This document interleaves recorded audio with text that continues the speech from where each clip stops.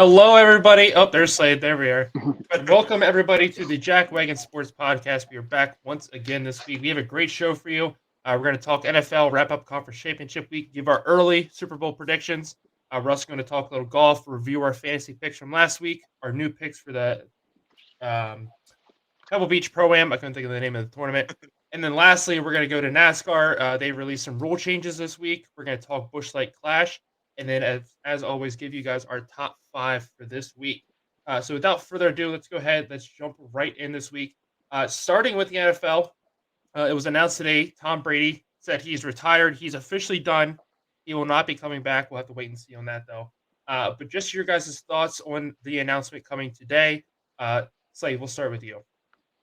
Yeah, I mean, I didn't really see it coming. I mean, it seems like the guy that reported on him each and every year that was like really close with talks with him said that there was never any question that he was either going to stay with Tampa Bay and for another year or he was retiring. There was a lot of talks that maybe the Raiders or who was the other team, the Dolphins or whoever, or 49ers, that he was going to go to one of these teams. And basically, this reporter had said that he had multiple talks with Tom Brady over the season, and that was never an option. It was either going to be the Bucks or retirement. I mean, it's not really that big of a deal for him because he's still going to be covering football every Sunday. I mean, he signed before he came out of retirement last year. I think it's like $375 million deal with Fox to be a sports broadcaster for them. Who knows how long that's over? I'd assume at least 6 years. At that point, I'd say that he's probably going to look at becoming an owner in some aspect. I think that football is going to be a part of his life forever. I mean, Erica and I were talking about it today, and because she's got a crush on Tom Brady, and she had said that maybe him and Giselle get back together or whatever. And I was like, I don't think so. I think football is going to be a part of every Sunday for the rest of his life. Like, if that was the reason that they were getting a divorce, I think that's going to stay that way. What about you, Nick? Yeah. Obviously, just want to take a quick second. Love or hate him. The stats that the man has put out there, the Super Bowls he's won, everything. I feel like every time I see a stat from Tom Brady, like it's the most ridiculous shit you've ever heard. Like it'll be like Tom Brady has this many wins, which is 16 more than every other team in the NFL combined, and you're like, how? But it's Tom Brady. So definitely hats off to a great career for him. Um, as far as everything else, I was thinking about the whole Giselle thing earlier. I did see a tweet. I don't know if this is official or not, but it said that these words came out of his mouth that he kind of realized when he came out of retirement, he thought that he still had enough in him to play at a high enough level to win Super Bowls, and basically he said, I realized that my time has gone of that. So again, I don't know if that's official or not, but if so, I think that kind of um, leads to a different path. I've made a lot of jokes about, him choosing football over his family and then coming out and sucking this last year. I think that in all reality, as much as He I didn't want to, suck though. He well, set a what he is it set his own a record for pass? Yeah, completions, but and when you think about Tom attempts. Yeah, Brady, yeah, when you think about Tom Brady, like first of all, he had to. I right. don't There know was where no the running running game game. was. Yeah, Yeah. But nonetheless, like 8 wins is not a normal Tom Brady year.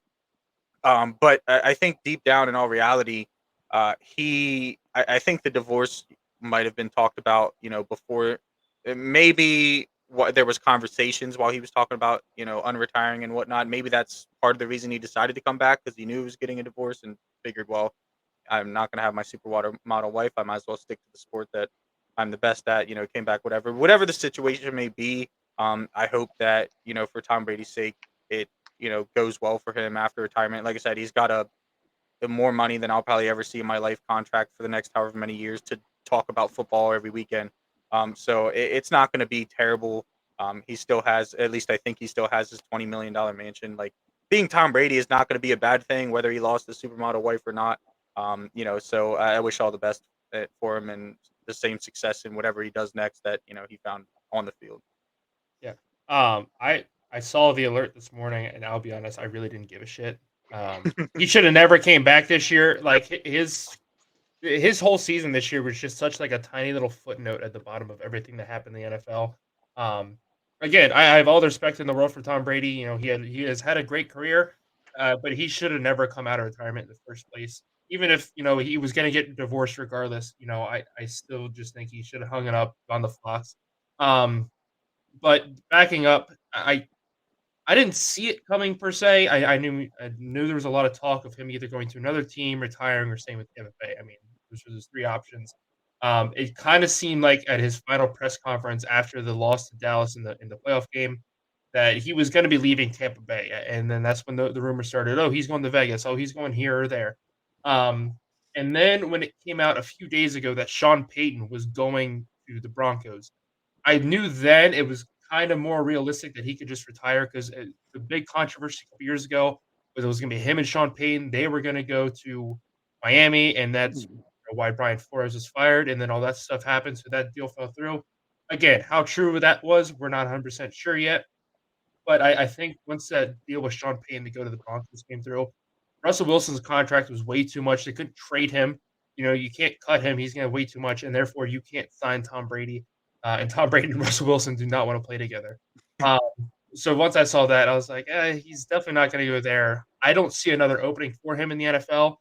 I think Miami's sticking with Tua. San Francisco has a really good quarterback situation. I mean, you have 2 really good young QBs in Trey Lance and Brock Purdy. I already forgot his name. He's only been hurt a week. Um, but they have a great situation there. I don't see them needing to go out and get somebody like a Tom Brady. Um, and so, I mean, it kind of came more as a realization then that maybe this is it. And then, sure enough, I think it was less than 24 hours after the Sean Payton signing that Correct. Tom Brady's retiring. So, I just wanted to say real quick, this kind of opened my eyes a little bit. So I think a lot of people, when you ask about Tom Brady and his personality, would probably use the word egotistical somewhere in there. Um, which I'm going to be 100% honest. If you're going to play a sport at that high of a level, you have to be to some extent. But I think this really shows there was a lot of talk about Brady playing until he was 45. There's memes all over the place of him with gray hair and a gray beard. But the fact that he seen this and he said again that report I said earlier, don't know if it's true or not, but I have a feeling it is that because of him actually retiring. The fact that he could look at that and say, "Look, I can't do this at this level anymore," just goes to show that he might not have been. Again, I'm sure he's egotistical to a point, but it just goes to show that he does understand. Look, I'm immortal. I'm not going to do this forever. I might be the goat in everybody else's eyes, but I'm also just a human being. So to me, I don't know. I thought that was pretty cool. yeah. Let's go ahead. Let's move along. Speaking of Brock Purdy, we had the conference championship weekend this past week. Unfortunate result for them. Of course, Purdy goes down on their first possession. He has a torn UCL. Basically, he needs Tommy John surgery, is what it equates to. 6 month recovery for him. He goes down. San Francisco doesn't have an offense. So the Eagles are your NFC champions. They will be moving on to the Super Bowl. And then we had the AFC Conference Championship game. A lot of controversy surrounding it, but at the end of the day, the Chiefs get the win. They'll be moving on to the Super Bowl to face the Eagles. So Nick, we'll go you first. Your thoughts on both of the games, and then the Super Bowl matchup ahead. Yeah, so first on the NFC side with the Eagles and 49ers, it's unfortunate the way it happened, but it's football. Any given Sunday, I say it all the time. You got to do what you got to do. If you're on your third string, Mr. Irrelevant quarterback, and he's playing well, and he happens to get injured, and next thing you know, you got Josh Johnson, who I think everybody in the league is familiar with because he's been on just about every team. Um, like I said, it is what it is.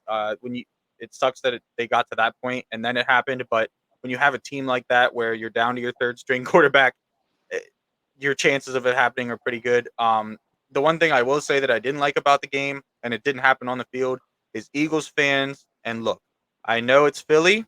I expect nothing less from them, but they were acting like they just beat the best of the best. Like they were just absolutely on top of the world. I mean, they beat the Giants with Daniel Jones, and then for the third time this season, and then turn around and beat half the 49er squad. Fred Warner was out for a little bit. I don't know the extent of it. I hadn't been watching that. I know Bosa went out for at least a couple plays, and then obviously Brock Purdy going out. And I think that game showed us that as much as Kyle Shanahan, I don't want to take anything away from him. He's an absolute offensive genius. He knows what he's doing.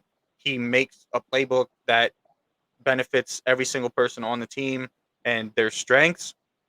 But that game showed us that you can't just plug any quarterback into that system and have it work. So to me, that tells us that Brock Purdy is at least somewhat of a serviceable quarterback in the NFL. I understand he had Christian McCaffrey, George Kittle, whatever, but nonetheless, it showed us that there does need to be some talent at the quarterback position in order for that team to, score points. Um, but Eagles fans, come on now. I know it was a blowout, but let's be honest here. Like it wasn't. We'll see how you do this weekend, or not this weekend, next weekend. And over on the AFC side, it's like I had Philly as the quarterback winner before today, so or the Super Bowl winner before today. So I don't want to take anything away from them, but just let's pump the brakes a little bit. And over on the AFC side, controversy or whatnot, I felt like that was the Bengals game to lose. Reffing is reffing. I've always said if you played bad enough to where the refs di- dictated the outcome of the game, you did not play good enough to win the game. So, it is what it is. Yes, it sucks that there were some calls that, were pretty shady and, had a lot to do with the outcome of the game. It is what it is. Chiefs are in the Super Bowl. There's nothing we're going to do about it. They're still a good team to be representing the AFC.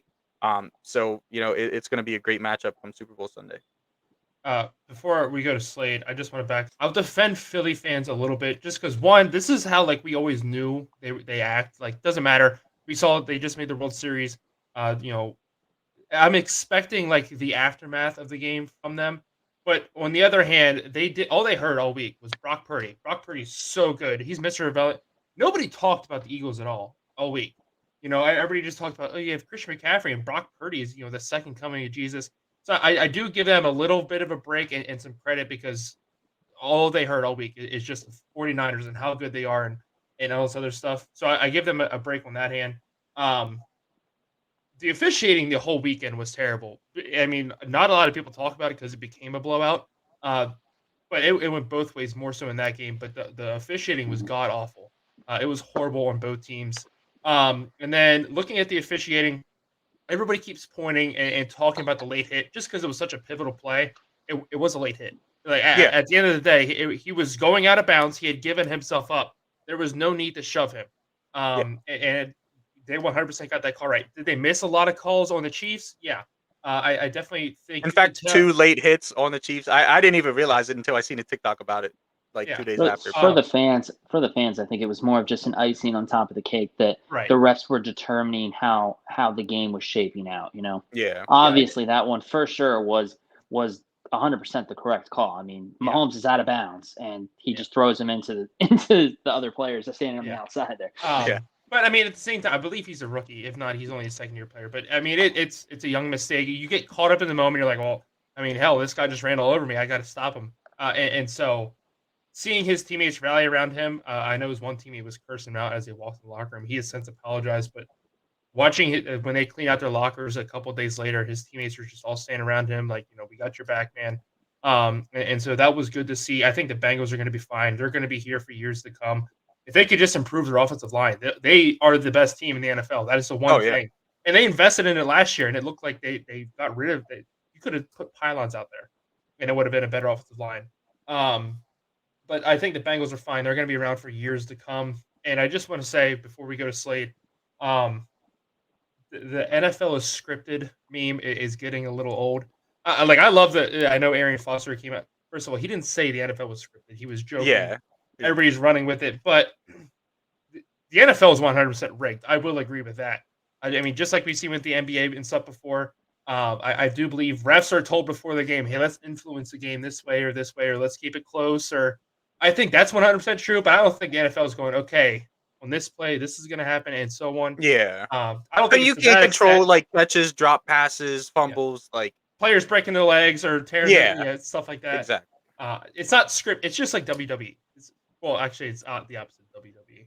No, I was gonna say, The best part about the whole thing is everybody that keeps coming on Pat McAfee's show and saying, "Man, you couldn't have wrote it up any better than that." Yeah. Like that's the best part of all of it. Great. And seeing the memes is definitely fun. But I mean, there are people who are taking it way too seriously. The NFL is not scripted. Yeah.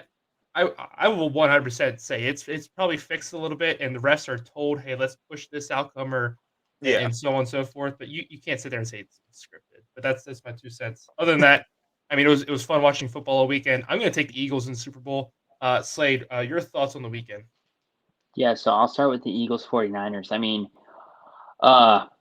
it seemed as if we were all kind of on the same page at one point in the playoffs so far, in that the 49ers team as a whole had all the offensive weapons minus the quarterback and all the defensive weapons needed to make this playoff run. It seemed like all around they were the best team going into the playoffs. I mean, the Eagles definitely have a very good team, but in terms of like the positional players, you have Bosa, you have McCaffrey, you have what's his name, Samuel Debo, yeah. Like they had all of the wow factor on the 49ers. And we had made comments about how as long as they have a decent person that can throw the ball and not make mistakes, which is exactly what we saw out of Purdy for the games that he played, they'll be fine. It was really unfortunate to watch that game. I mean, I definitely bet on the Eagles, and I was happy to see the Eagles win, but just not in that fashion. I mean, it was the second quarter, and you already knew the game was over. Everyone knew the game was over. George Kittle knew the game was over. Like, I mean, he's out there playing, and like they asked him after, like, how did that feel? And he's like, what do you mean, how did it feel? To go out on the field with someone that can't throw the ball? First like, of all, that's my position, is to catch the ball. And someone that can only reporter pitch the ball deserves to be fired. That reporter was so stupid. How do you feel about losing the game? What the fuck do you think? I just lost my chance to go to the Super Bowl. What do you want me to say right now? Yeah. Right. Like, I mean, I don't know what he's expecting, asking a guy that his sole purpose is to catch a ball, and he's on a team for 3 quarters with nobody that can throw the ball. Yeah. I think also the fact that obviously you can't plan for these things, but I mean, with the 49ers and their QB issues this season, they should have had this planned out. I mean, they should have known whether, I don't know what his name is, number 44, that's their fullback, that they were debating whether it was going to be him or McCaffrey. They were debating which one of them they were going to mic up their helmets or whatever. That should have been something that was already planned out before the game, which one was going to be number 1 after Johnson and which one was going to be 2 if that person got hurt. I mean, I just think that that's something that they should have thought of. I mean, you've already gone through a season where you're on your 3rd quarterback. You can't tell me that there wasn't a better quarterback sitting on that was cut or just hanging out that was not better than goddamn Josh Johnson. As soon as the first pass he threw, I went, "Oh god, this is gonna be horrible." You look at the fumble. Like, not only did he he didn't even take his eyes off it. He literally he watched the ball, hit his hands and dropped, and then it hit the ground, and he continued to stare at it. Like that to me, that's effort. But he could not break the huddle. They got 3 delayed game penalties in like the first 2 drives. There is a giant ass clock in front of you. Yeah. He's a 15-year veteran in the NFL. How do you not see this giant clock saying 5? And he's just, all right, guys, we got this. Honestly, Colin Kaepernick probably could have played better than he did. And I understand there's a lot with Colin Kaepernick and the 49ers. I guarantee the 49ers said, hey, come play. He would have been, let me prove my point.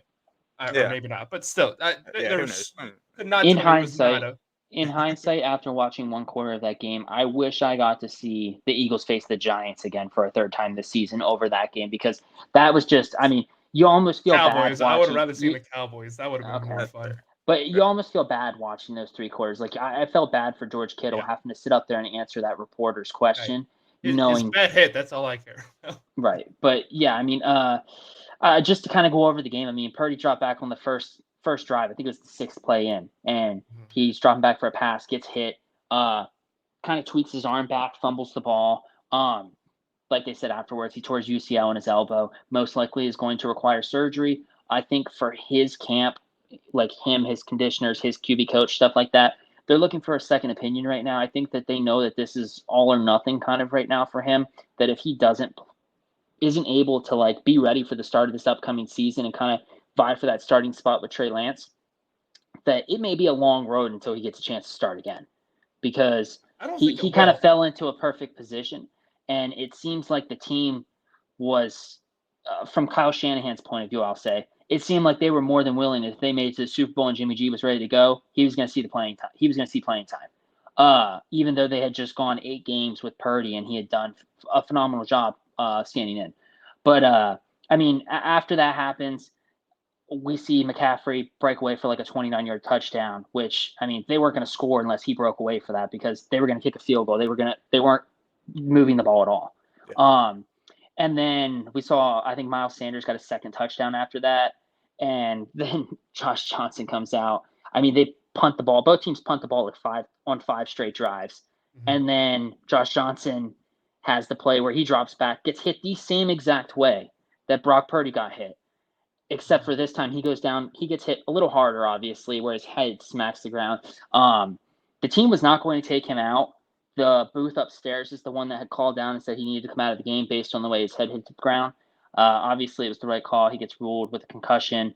The fact that Purdy went back into the game at all after them I mean, it was what they needed to do at that time. He needed to go in and hand the ball off because it was just going to end the half. But the fact that he went into the game in the second half knowing that they can't pass the ball, I think they would have been better off putting a wide receiver. Someone has played quarterback at some point in their life. He was not going to be able to throw the ball, especially if it's torn UCL. And we saw that. It was just a handoff the rest of the game, basically.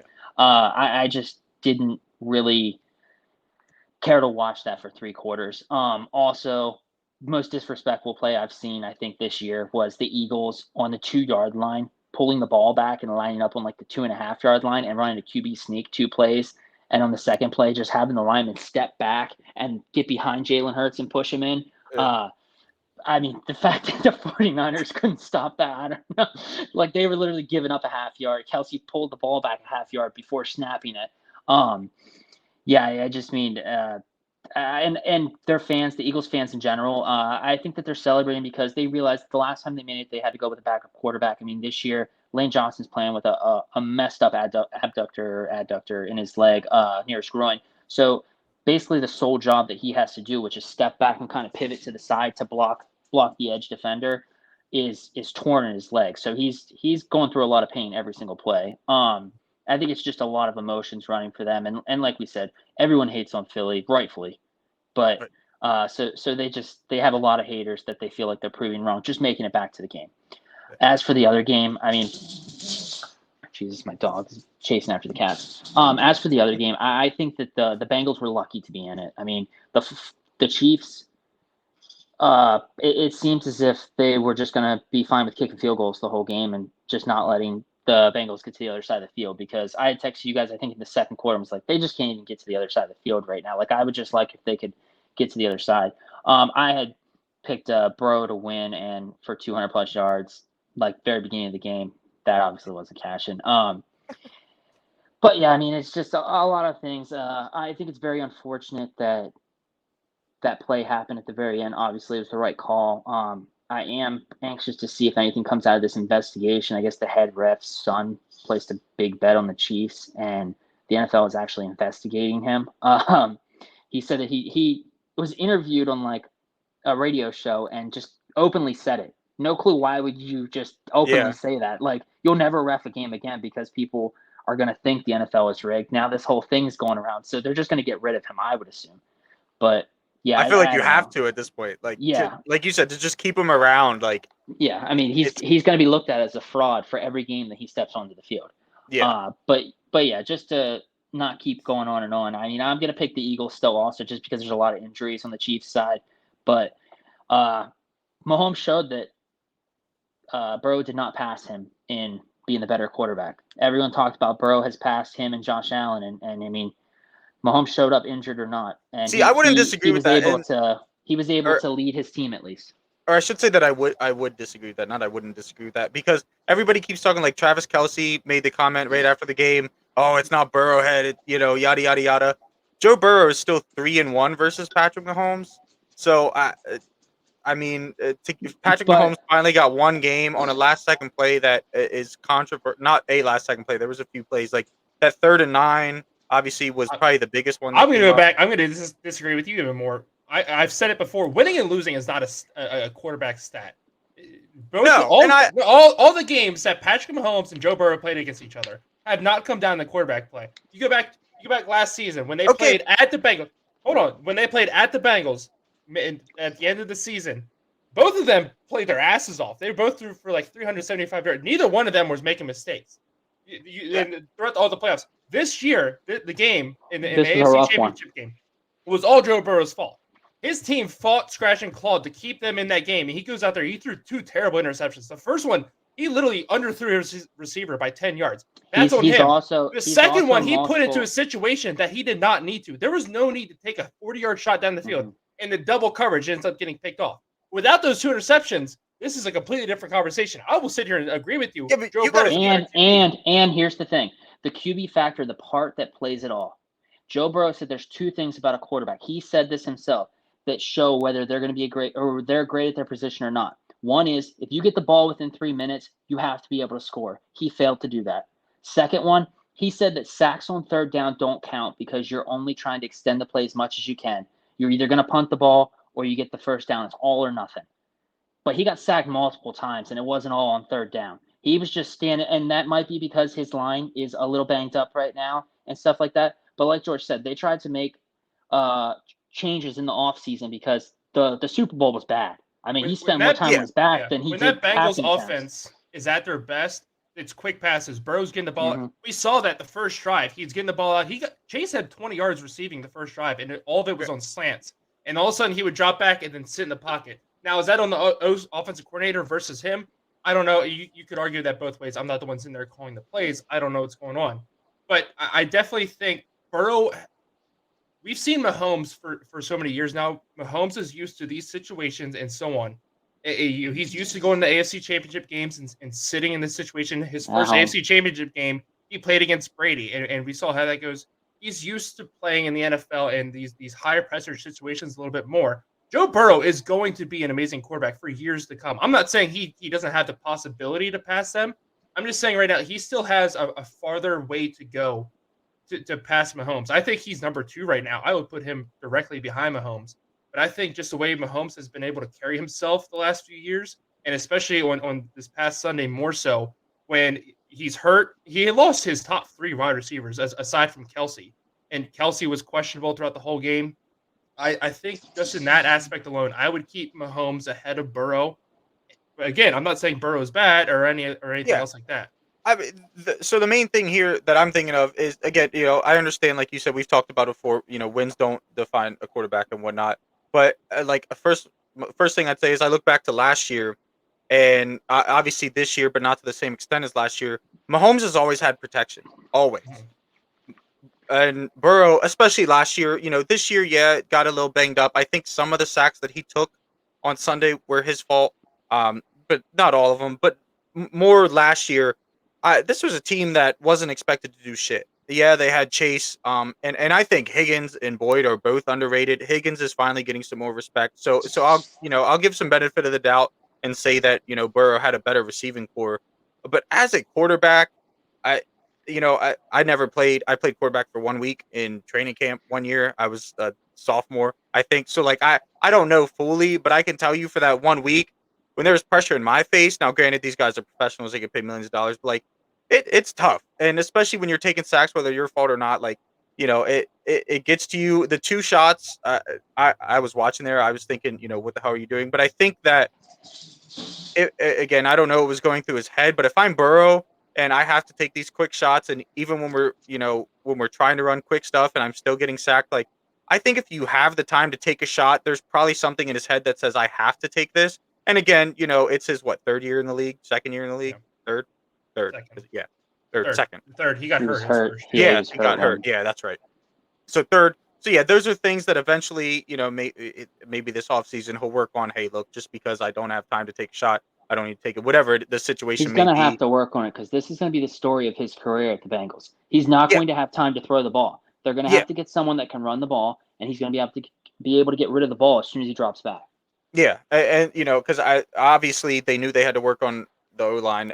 I don't think they did it nearly enough. I'm sure Burrow probably didn't either, but he can't go out and say that. And the same thing with Josh Allen. Yeah, the same thing as Josh Allen. Great quarterback, has the arm that you would want, has the mobility, more mobility than Burrow, but it's the 1 to 3 decisions that are being made in a game Mhm. that is the difference between either one of those two being in the conference championship and possibly the Super Bowl. So I think when I say that I think one quarterback is specifically better than the other, obviously mental is a part of that game, but usually when I'm saying something like that, I'm talking more just raw talent. Like I said, I know the mental is there. We can talk about that all day because in mental, I don't think Burrow is the best by any means, and I know Patrick Mahomes does all kinds of crazy shit. He could probably bend his arm backwards, sideways, and still throw a ball 50 yards down the field. Which that part is what it is. But we'll see. Obviously, that the season's coming to an end here. Burrow's obviously not in the Super Bowl, so we'll see.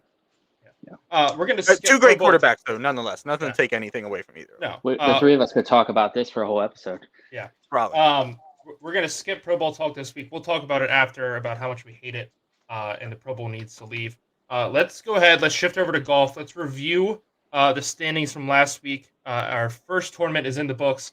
I ended up picking up Max Homa on a last-minute replacement, and it worked out very well for me. He picks up the win. So I got a 20-point lead over Nick, and Slade is not 8 points behind him heading into this week at the AT&T Pebble Beach Pro-Am. This is a great tournament. We had to kind of explain to Slade how it works, but it's okay. We got it figured out. So for those of you at home that don't know how it works, so what's going to happen is there is a amateur tournament, so all your celebrities are there. Josh Allen, who we just mentioned, Speaking of Josh Allen, he's skipping the Pro Bowl to go play there. Bill Murray, a lot of comedians and stuff are going to be there. It's a lot of fun, but they play their own tournament. They're just alongside the pros. They get paired with the pro. They go out, they play, but their scores are separate. It's not like a scramble tournament or something like that. But it is a lot of fun to watch. It definitely keeps things interesting.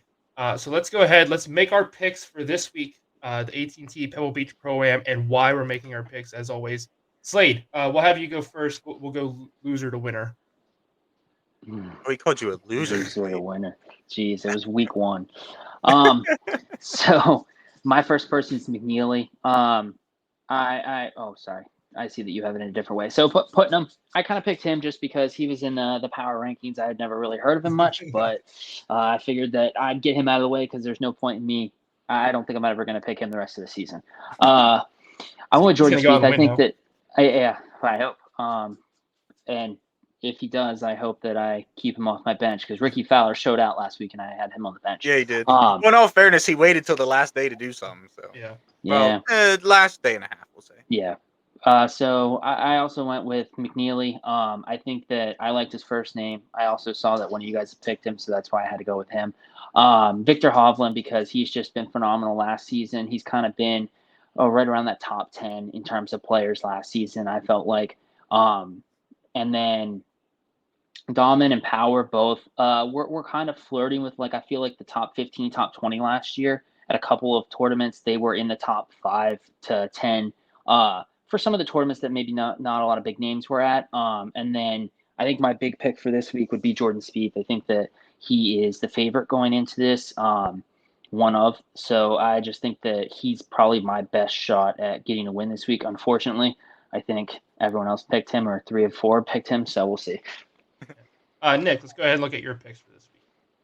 Yeah, so up first, I don't care how you have it on the thing. I got it in my notes here, and I'm going to confuse myself. So up first, I had Jordan Spieth.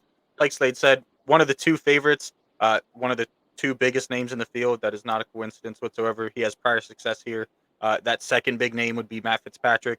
He has also had prior success here. And then up next, I have Justin Rose. He finished tied for 3rd in 2019 after shooting a final round of 74. Do that math real quick. He obviously was doing pretty good before that. And he also had a final round collapse last year. If he can avoid that final round collapse, he could be in a very good position to win this tournament come the end. You could just get next stop on Saturday. Yeah. Just toss him a couple $100,000 and get him to just close it off then. But yeah, up next I have Nick Taylor. He's played here every year since 2015, and he won in 2020. And he also has 2 other top 15s. Next I have Tom. Is it Hoge? Hogue. Hogue. Okay. I said I'd never heard his name pronounced. He's the defending champion. He's in really great form right now. Maverick McNeely, like Slade said, he had a T5 here in 2020 and his first ever runner-up finish in the PGA here last year. Great opportunity to keep one-upping himself here and bring home his first tour win. And I thought I had one more. That's why I was talking in that tone, but I don't. So All right, we'll go over my picks now.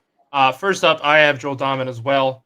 He has 5 top 25s and 7 starts this year.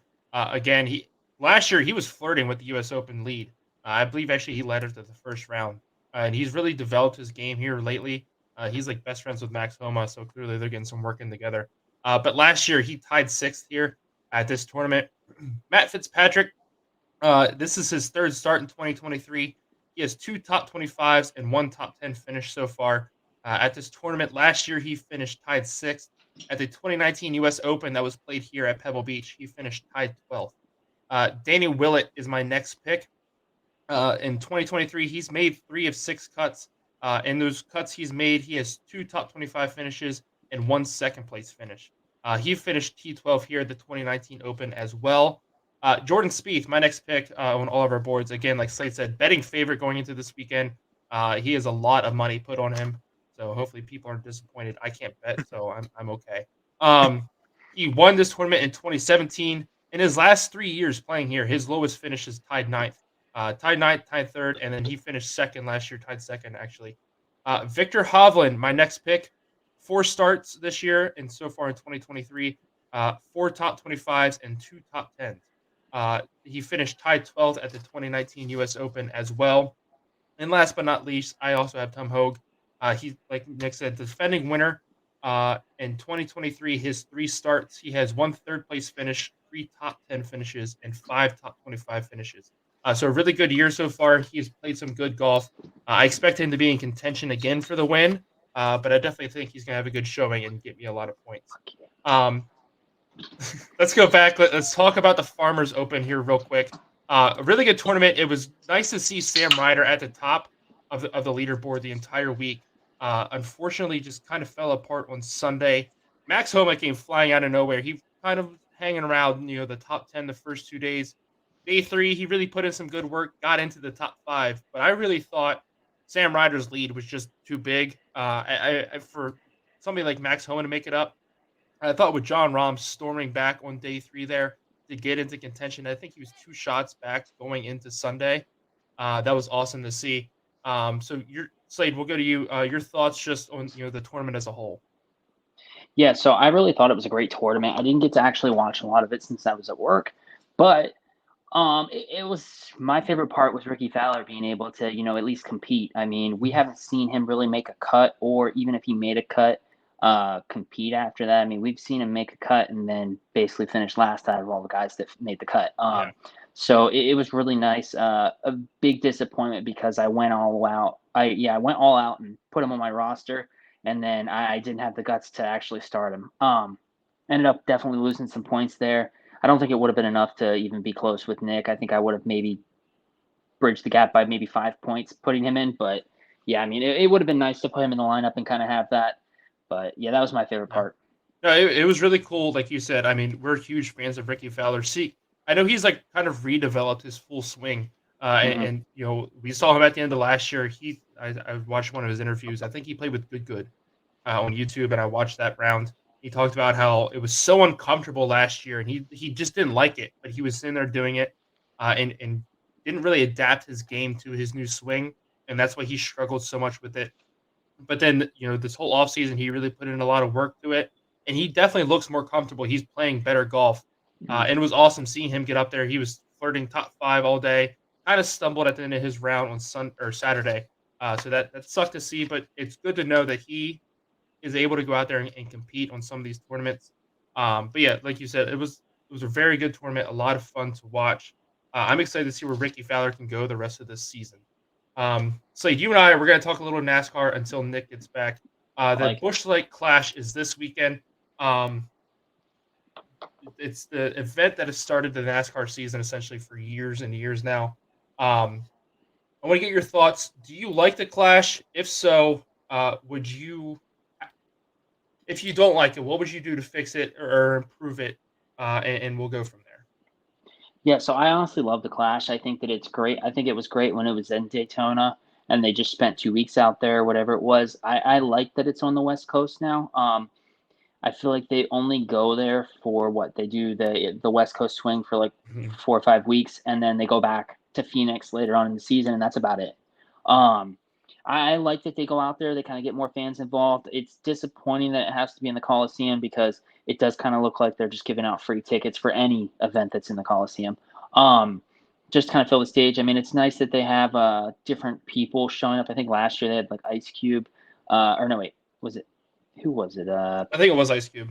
Yeah, Ice this Cube year played. Wiz Pitbull this year played. Wiz Khalifa is going to be there during like the halftime basically of it.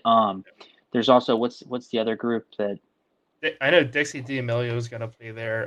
The Chainsmokers, I think, are playing there. there's a There's a couple lot of different big names, people, and then they but put Dixie in there. I'm like, why? Why? there's a That group was that's actually like that's headlining it, but I forget what their name is. But I'm just kind of anxious to see if we see like new starts, new history. I mean, Logano won the first race last year here at the Clash and then won the championship. Will we see a repeat like that? I don't know. Last season also when they went here, we saw the teams were just getting these new cars. There was parts all overseas that they couldn't have access to. I mean, these Mhm. guys were going out there hoping that they weren't touching the wall, touching another car because they didn't have anything to fix their cars. I think that the entire Stewart Haas racing team, they sent the cars out with the stickers on them and one backup for the 4 teams that went out. So you had to hope that you didn't need that because there was only one option. Also, I just think that it's nice when they race on those short tracks. I like the beating and banging. I think we're going to see a lot more of that this year now that the parts isn't an issue. Mhm. Um, I think I think one thing I would like to change is I think it'd be cool if they did the pit stops outside of the track. I Yeah. think it'd be cool if they kind of went on to a pit road outside and then you saw them come back in. Almost like there's like a paddock outside. You know how like at F1 races there's paddocks Yeah. like the one that's in Florida. I think the paddock is in the Miami Dolphins stadium this year. Yeah. But yeah, that's one of the things I guess I would want to change. I mean, if they did a little bit of a bigger track, not inside the Coliseum, it would be nice to see more than 27 cars on the track. Um, but yeah, I mean, I think that 27 cars is a nice way to start the season out because you're going to see the best of the best cars. You're not going to see McLeod or someone out there make. I mean, they're going to go out there and try, but that team's most likely not going to make it. So you get Yeah. to see the best of the best, and it doesn't count for anything. So people are willing to make moves. Yeah. Um, I definitely like the event and the idea of the Clash. I don't really like the format right now. Like you said, I wouldn't mind if they stayed on the West Coast, but the Coliseum, it's just way too small. There's nothing that can happen. They run single file, and then the last lap, somebody gets shoved out of the way, and then you have your winner there. So I would really, I brought up a whole new format. I would love, first of all, for them to go back to Daytona. I think that would be really cool to see them there. Or I mean, I know they're tearing down Auto Club. I mean, it would have been cool if they want to stay on the West Coast. Go to Auto Club, give them another event. Um, but I like the old school. Go back to Daytona, make it a Saturday night race, make it pole winners only. The stage winners, I don't like that. And most of them are either A, your pole winners, or end up going on to win the race. The race winners get the All Star race. Give the pole winners their race. It's for pole winners and previous winners of the event. The Clash itself. That's what it's an exclusive club to get into. It should be Mhm. something that you're an event that you're proud to get into and happy to go compete in, not just be like, oh, first of all, 27 cars is way too much for that tiny of a track. But, Yeah, um, that's I, expanded from last year. Last year it was yeah, less. yeah. But it's too much to me. Yeah. It should be pole winners only. I know that's Dale Jr.'s stance and his comments on it before. The event is losing so much of its luster because it's not as prestigious as it used to Mhm. be. Um, but I would also add, and again, the car count isn't my issue. It is just because of the track they're on right now. Mhm. Um, Add the Xfinity, Xfinity pole winners and truck pole winners and so on. If one of them, I would love to see it almost be like You want a the trucks on there with the sprint I cars? I would want to see No, it one of two ways. or Either, stock cars, not sprint yeah, cars. Sorry. like the stock cars and the trucks all going out there together, or let's do it like an IROC format. And hey, everybody gets the same car. We go out Mhm. there and we run this race. I think that's something NASCAR can definitely fund for one race.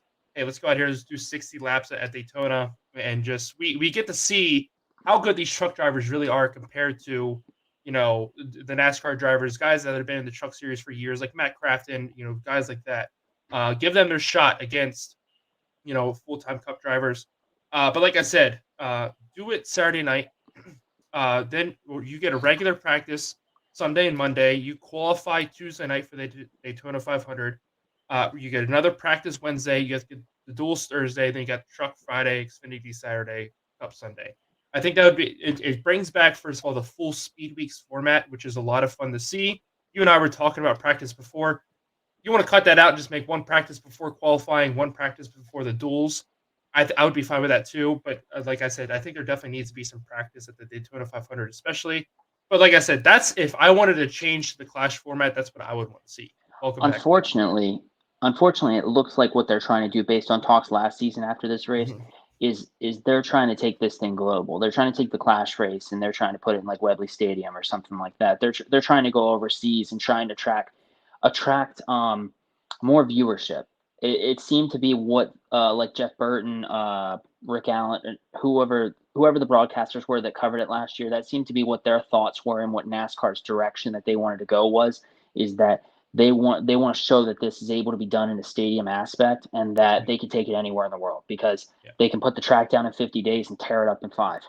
Yeah, I can definitely see them going that direction. It's not what I would want to see. Right. Just because NASCAR is an American sport. Like I didn't have a problem when we went to Canada and Mexico because those are fun. Those are fans that we can bring in that aren't afraid to. Hey, Mexico fans aren't afraid to go travel to a weekend at Texas or California, something like that, to go to another NASCAR race outside of Mexico City. Whereas I feel like if we go to Europe, European Did fans. Hannah just turn around when she heard you say that? She's not here. She probably peeked her head in. My concern about going to like Europe and Asia and dealing with European fans is they already have a hate for NASCAR just because of the internet and how everybody outside of America views our sports like football and racing. Well, F1 is proper racing, and I feel like it'll help and it'll turn some fans' eyes to it, and that would be great. Yeah. At the same time, my worry about going global like that is just the snobbiness of F1 fans especially, and their resentment towards NASCAR. It's an American sport. Let's just keep it. Not everything needs to be exported and go global. We have F1. We're expanding F1 in America, and I love that. Let's keep that the way it is, and let's just keep NASCAR here in America. That would be my thoughts on it. NASCAR rolled out some rule changes this week. We're going to go ahead and we're going to talk about those a little bit. Some of them are really good. Some of them maybe not so much. First roll up. I mean, I know I was missing there for a second, but I didn't know if you had any thoughts. I know you're not a do. big NASCAR. Okay, I'm sorry. do. Go ahead. Talk about it. Specifically, when I was typing this up, I actually got a little heated about it earlier. To be honest with you. Well, bring it on. Yeah. So, I don't know what all was said here, so I'm just going to go word for word what I wrote in my notes here, and if I'm double saying anything, I apologize. So let's take a second, be honest with ourselves here. We watch NASCAR. What? Trying to kill myself. Oh, it happens. Go ahead. So we watch NASCAR because we want to see cars go fast, and Fast eat ass, baby. That's right. We don't see that at the Clash. I mean, yeah, they're still let's be honest, they're still going, a little fast, but they're going. I don't know what the exact speeds are, but to me, it looks like they're going miles an hour. Yeah. So it's not racing speed. It's less than half speed. Nobody wants to watch that. If I can hop my Buick LaCrosse and pass you guys, you're not going fast enough. Exactly. The only good thing about the Clash, and this is the only good thing, and I did some deep research to figure out if there was some deep. I mean, it's at the Coliseum, which the Coliseum is cool, but the only good thing is that it's sponsored by Busch Light. That was the only good thing I could find about the Clash. It's also this is only its second year being there. Yeah.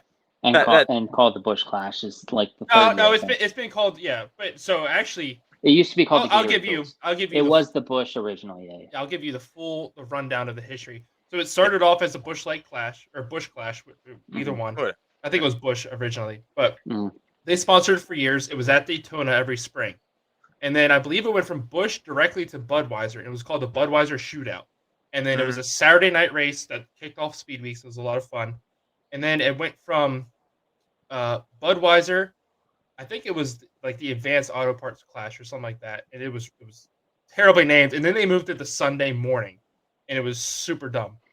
And then they went to the road course format for a couple years, and then went back to the Busch Light name, and then they moved it to the Coliseum. Okay, all right, gotcha. See, yeah, it's not even a history at the Coliseum. It just happens to be at a cool Yeah. place right now. So yeah, I mean, I get it. There is some passing. You get to some of these races, and it's single file, follow the leader. But there's also passing in wheelchair racing, and nobody wants to watch that shit either.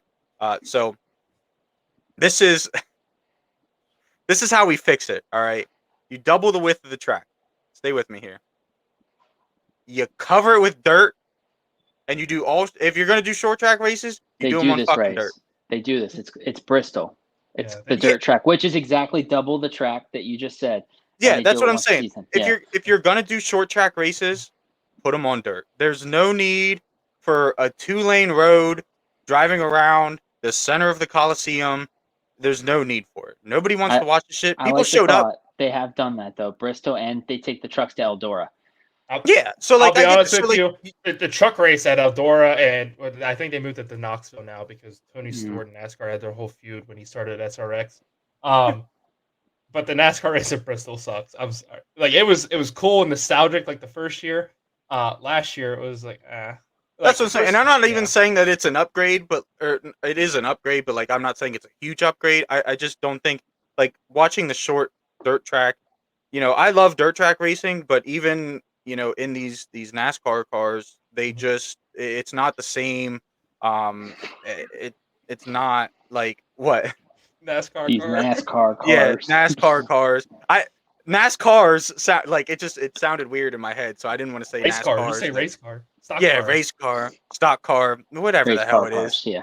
Yeah, and these race car cars, it's not fun to watch at all. The dirt track, like you said, it was nostalgic for a little bit, but even and after the first year, it was like, okay, this is old.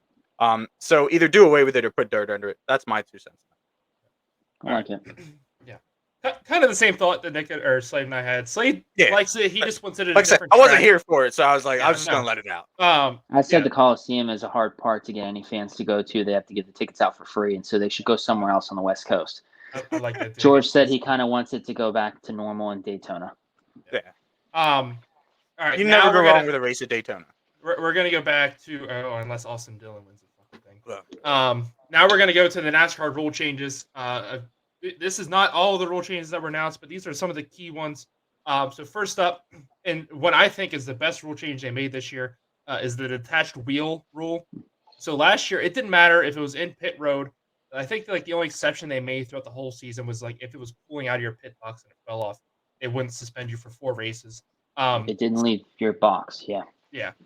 So if it happens on pit road, if it's under green, you have to do a pass-through penalty. If it's under caution, you would go to tail end. I believe it used to be called the longest line. I guess it's just tail end of the field now. Yeah. Since they do 2x2 restarts.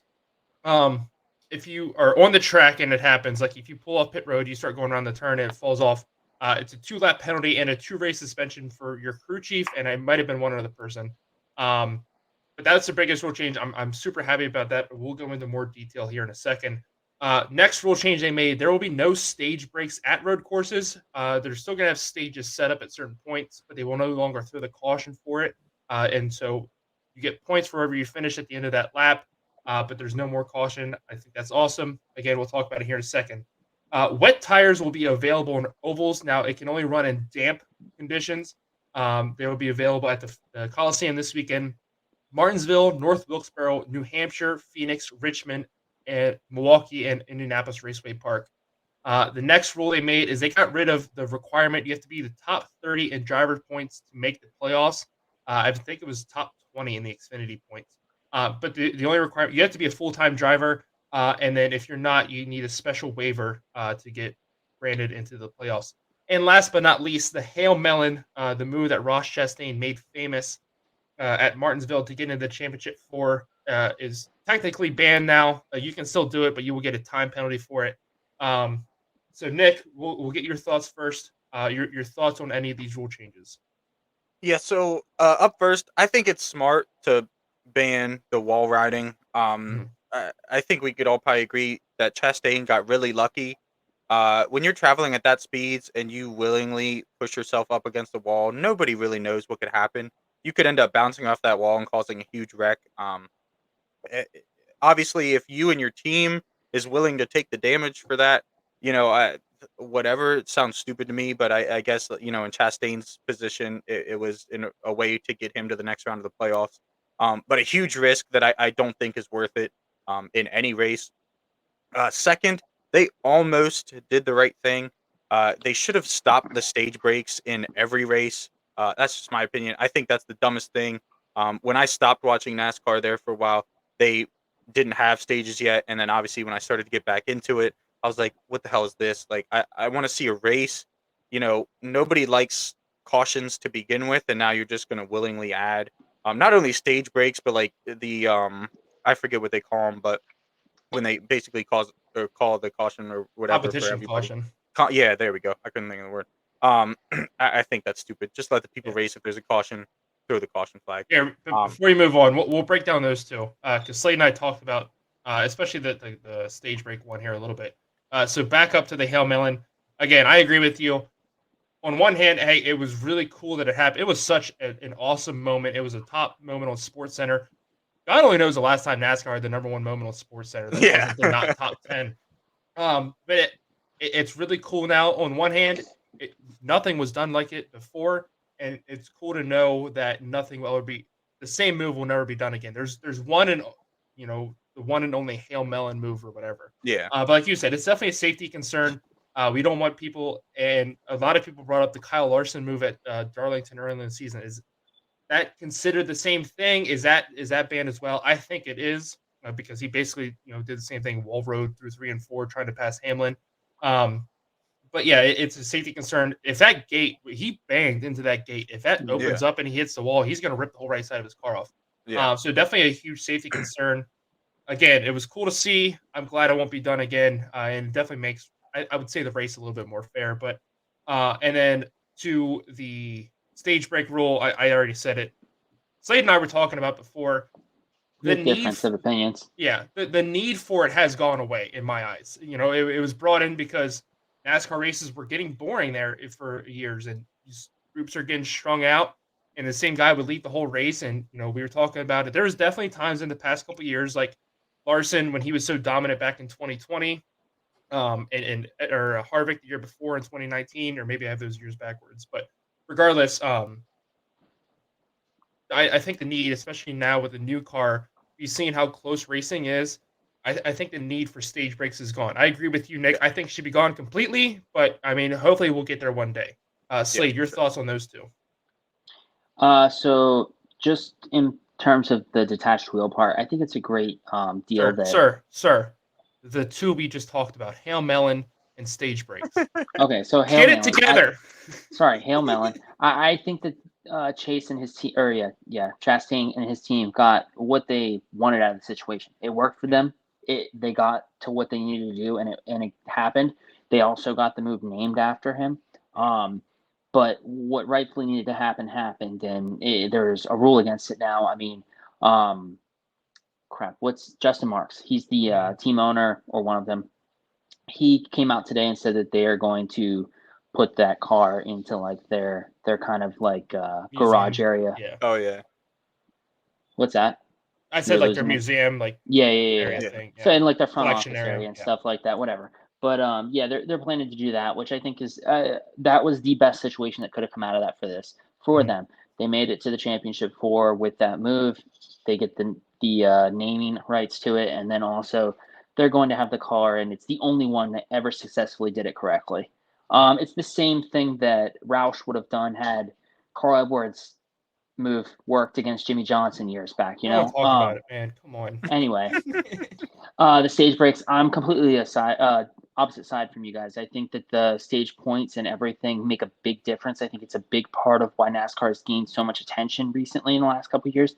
Like me and George had talked about previously, there was definitely, especially, I think you had the years correctly because I think Kevin Harvick dominated the year Larson had to sit out. Yeah, so that was 2020 and then 2021. 2021. I said it backwards. I said okay. 2020, 2019.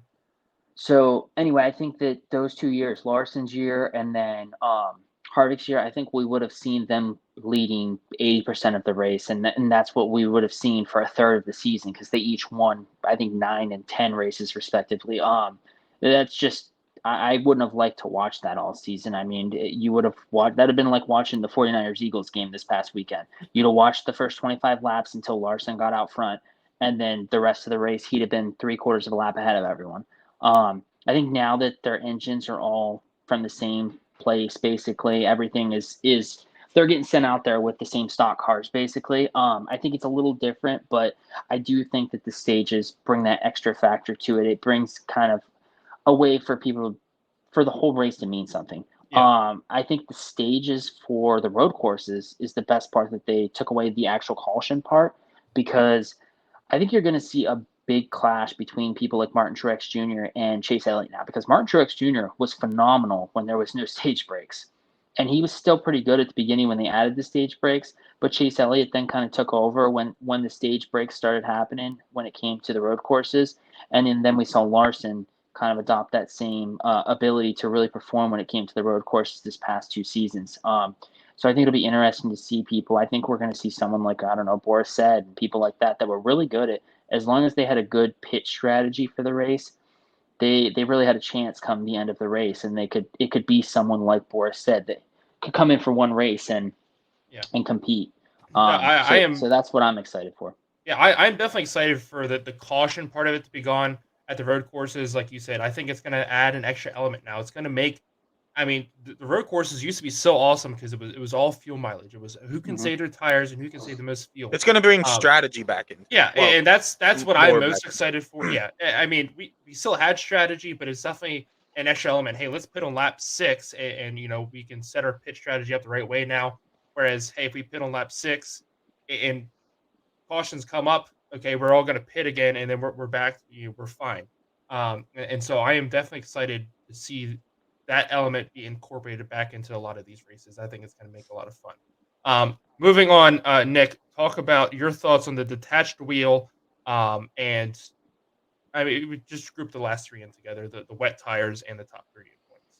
Yeah, so the top 13 points I think was I could understand where they went or where they wanted to be with that. But at the same time, if you like the way they have it set up now, if you win a race, so you win a race and then race like shit the rest of the season and you're not in that top 30, you wouldn't have, been qualified to make it or whatever.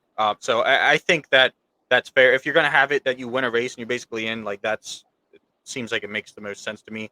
The detached wheel, I'm not gonna lie to you. I understand that your team needs to make sure that your wheels are on properly because wheels coming off is a huge danger. I don't agree with some of the punishments that they give out. Again, I understand the danger, but I don't think that there's anybody out here, whether it's driver, crew chief, or the guy who puts the tires on, that doesn't understand the risk of losing a tire in the middle of a race, or in any aspect, whether it's on pit lane, whatever. So I don't know. I'm a little weird about that. I don't really have too much to say about that. But as far as the rain packages go, now, I understand that it's going to be damp conditions. They're not going to be out there in pouring rain with the rain tires on, which I wouldn't want to see that anyway. But I'm a little excited about that because there were races that I think, this is going to be able to keep going longer and might be able to avoid delays or postponements or anything if it's just, a little bit of rain that kind of dampens things. Yeah. For me, as far as the wet tires go, I think it does add an exciting element. It's can be fun, and like you said, it's going to be nice for fans that go to races who want to see action, and then have to sit there and either come back to the race on Monday, or if they have to go to work, they can't stay there. It's definitely going to be fun. I just think it's going to turn into a shit show. I mean, we'll have to wait and see, but I've watched these guys drive on, wet conditions, and obviously then it was like pouring rain. I think it was Road America that we saw it the first time, where it was absolutely horrible. But damp conditions, hopefully that makes a little bit of a difference. It's going to be nice, somebody's going to bump somebody going into turn 4, and they're going to spin out completely rather than just wiggle up the track a little bit. Yeah. It's going to be interesting to see. The detached wheel, like I said earlier, I'm in huge favor of tweaking it. I think the punishment last year was way too harsh, especially again. I mean, if I pull out of my pit stall, I get 2 stalls down and my tire falls off. You're telling me I got to go home and sit for 4 weeks. I thought that was egregious. So the 2 races mentioned for it coming off on the track is definitely a nice change, and I like it. And last but not least, the top 30 in points. If you're going to have a win and you're in format, it truly needs to be win and you're in. If we think back to Atlanta last year, the second race, if Corey LaJoie was somehow able to pull off that move on Chase Elliott and win that race, he wouldn't have been in the playoffs because he was outside the top 30 in points. And if you want an underdog story going into the playoffs, you need to let somebody, just because they're struggling all year, and you go to a track like Daytona or Talladega or now Atlanta, or we're talking about road courses even. We've seen a lot of surprise winners there. They've won their race. They've earned that shot, and to kind of stop gatekeeping that now. Now, how likely is it? It's pretty unlikely, but like I said, who knows what's going to happen on a lot of those tracks I just listed. But I like it. Slade, your thoughts? Yeah, so just for the detached wheel part, I'm a fan of it. I think it was too strict last year, like you had said. I think that it also was kind of a joke. I mean, everything works off of like the computers. They can be on the. I mean, the crew chief could literally be sitting back at the office on the phone, still controlling everything. They're not really like policing this anything. They just said that the person can't be sitting on top of the pit box, basically. Um, the wet tires, I'm not a fan of it all, honestly. I think that the drivers last year had voiced their concerns. I forget which road course it was at that they actually raced these. And you had people like Denny Hamlin, people that have been on the track for 10, 15 years, like screaming at their crew chiefs, when can I come in and get these tires off? Like, I can't drive with these things. They were also driving through like puddles of water. If that was okay for them to do last year, I can't imagine what they're going to push them through this year with the wet tires. I just think if the drivers aren't a fan of it and they're not going to race at their best, then there's no point in the cars being on the track. The top 30 points, I have kind of a love-hate relationship with that because I think that I would have been really disappointed to see someone like Corey LaJoie in over Ryan Blaney last year. Had he been able to pull that up. Now Ryan Blaney should have been able, him and his team should have been able to get a win or enough points to, well, the points would have mattered at that point, but he should have been able to get a win with how good their team was. But I also don't think that if you're trying to get the best 16 drivers, I don't think that Corey LaJoie deserved to be in there, even if he does do a long shot win there. Over Ryan Blaney. You want to know the solution to that? Get rid of the fucking playoffs. I mean, it's stupid to begin with. But the playoffs but the playoffs has brought the eyes and the wow factor because now it's not over 20 races into the season, you know? And then, so I just think I think that is the one that I'm kind of on the fence about because while I would like to see someone that is a lesser team, I mean, Keselowski might have had a chance last season. He kind of did good at the opening race and then a lot of penalties within points and stuff like that. I think he got the most severe penalty last year, right? Because they were messing with the inner chamber of the wheel and stuff like that.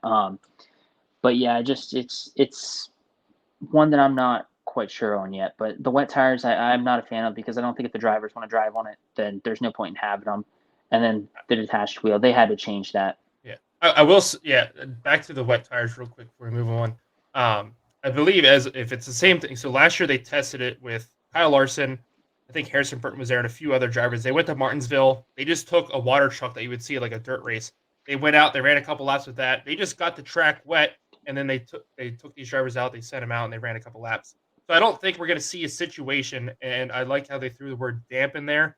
I don't think we're going to see a situation like we saw at Road America before, where again it's pouring rain. There's huge puddles all over the track. I don't think it's going to be that kind of rain tire per se. Whereas compared to if we go to Martinsville one weekend, say it rains all morning, rather than going out and run the jet dryers for 3 hours trying to get the track ready. Hey, if it's not raining anymore, there's no standing water. Let's go out and see if we can compete for a couple laps. If it's utter chaos and nobody can drive, I'm sure there's probably going to be more testing upcoming if they haven't already done so. So I think that's the only difference between, say, like you said, like that road or Coda race versus like what they were to do this year if that situation does arise. Last but not least, let's go ahead. Let's move on to our top 5 this week. Speaking of racing, top 5 songs you would want blaring while you were driving a race car. I'll give my top 5 first. This is my topic, so I'll go ahead and go. Number 5, I have "Rollin'" by Limp Bizkit. I mean, I can just sawing on that wheel, screaming this song. I could pass 10 cars. Number 4, I have "Eastbound and Down" by Jerry Reed. Ooh. You put me at Talladega and throw this song on, and you are not catching me. I can tell you right now. Number 3, I got the song "Running Wild" by Airborne. Again, just a badass song. If I'm out there 2 laps down, I need to make up some laps. I'll throw this one on, and I'm in first place. Next thing you know. Number 2, I got "Move Bitch" by Ludacris. I think it's self-explanatory. Bristol, Richmond, Martinsville, those kind of tracks. LA Coliseum, where they're heading this week. You throw that on, everybody's getting the bump and run, and I don't care. Number 1, a little bit surprising probably to you guys, but I'm going to go "Turbo Lover" by Judas Priest. Just like the build up to the first chorus, and then it kicks in. I mean, it gets my heart going when I'm driving my work van. So that's my number 1 song. Who wants to go next? I'm disappointed in you. I'll go next. Just because I'm disappointed in you. I'm not hugely disappointed in you, just because I know you're not into this genre's music as much as I am. But anyway, so number 5, I have "Dear Maria, Count Me In" by All Time Low. Not necessarily a song that makes me want to drive fast, but it's my ultimate favorite like road trip driving song to sing. So I feel like if I want to be in a car for 3 hours, the song would definitely have to come on. Keep me relaxed, keep me ready to go. So number 4, "Pour Some Sugar on Me" by Def Leppard. I put it at 4 because I enjoy it, but again, it's not necessarily a song that makes me want to drive fast, but it kind of gets you going here. As these go on down to number 1, they kind of keep getting a little more fierce. Number 3, I have "Crazy Train" by Ozzy. This is definitely a song that makes me want to drive fast. Another one, honorable mention that I did not put in here, but oh my god, I'm totally blanking on the name now. You know what? Forget it, because as soon as I went to say it, I lost it. But anyway, number 2, I have "Danza Kuduro" by Don Omar. The song from the end of, I believe it's Fast Five, where it shows them all like driving down the highway and stuff. Every time that song comes on, I just imagine I'm driving some like $500,000 supercar, 120 miles per hour down the highway. So I'm in the middle of a race. That's exactly what I'd be doing. And then number 1, this is the song that I was disappointed about. But again, you're not in. I know you're not into classic rock as to as high of a level as I am, but I have "Kickstart My Heart" by Motley Crue. If there is any song that you play and it screams racing, it would be this song. I just think it drugs when I hear that song. So that's why. I mean, Just because like I know so much of the meaning behind it. First of all, how Yeah. dare you say I'm not into classic rock like you are? I didn't. I just The did same father. like- But second of all, like here. no, I would say. I didn't say. Okay, all right. That's fine. But I just because I know the meaning of the song so much more behind it. I'm just Yeah. like as soon as I hear it, like I do drive fast to it. But I'm just like, Yeah. oh, wow, he died. But He had drugs. he literally Yeah. had to have his Yeah. Kickstarter. So that's what I was But I would drugs. definitely say that's my honorable mention alongside Panama by Van Halen. Those are my Mm. 2 honorable mentions, I would say. Slade, give us your top 5. So I had one that was like yours, George, which was "Rollin'" by Limp Bizkit. Yeah. The other ones were "Born to Be Wild," Okay. "Rockstar" by Nickelback. Oh, Oh, that's and that's on the same level of like "Dear Maria." That's a good song to sing in the car. I'm Yeah. here for it. Yeah. I like the new song "I Ain't Worried" by One Republic. That was in that Top Gun Maverick movie. Okay. And then my last one is "Black Betty." I like that song. So I did forget about that one because that's in Dukes of Hazzard when they're doing the Mhm. race, and that Oh, like yeah. as soon as a racer is like, you do. That's a good one there. Yeah. All right. Well, that will Those do are it for some our good show this week. Yeah, that was exactly all 3 of us across the board had good top 5s. But that will do it for our show this week. Thank you guys for checking this out so much. Don't forget, go to w.gg and check out W Energy. W, be better, or don't be a dummy, get W. Either one. I mean, I'm going to say it until they send us a cease and desist letter. But nonetheless, use code JackWagon for 10% off. You'll see the ad popping up throughout the episode. And also, our merch store is getting ready to launch. They just take forever to send us stuff. I did get a hat, though. This is our golf hat. We have a hockey one that's the same exact style. It's pretty cool. But once more of it gets in, we're going to have a whole commercial ready for you guys. Hannah's in charge of planning that. She's working on that. But so exciting things are in the work. Another thing I do want to bring up on here while we have you, we've been doing betting TikTok here lately. We've been making a lot of TikToks. They just don't like Nick. So if you could show him some support, I mean, we've been doing what's called the daily double, where we're trying to double your money every day. Not necessarily a ladder bet. We want you guys to commit to that and have to, reinvest your money every day. Just, hey, I want to throw $10 in this game, or if I have $100 sitting on it and I want to double it, we're giving you guys that chance. You don't have to commit to it every day. But we are 3-0 right now. Things are looking good so far on day 4 as we're recording. But nonetheless, it's a lot of fun. And if you use Prize Picks, I've been doing bets on that as well every day. So make sure you guys head over to our TikTok, link in the bio, click on that, and go check us out over there. We would really appreciate your support. Don't forget to like and subscribe this video. I think I rambled on enough in this outro. Have a great rest of your day, and we will see you in the next episode. See you guys.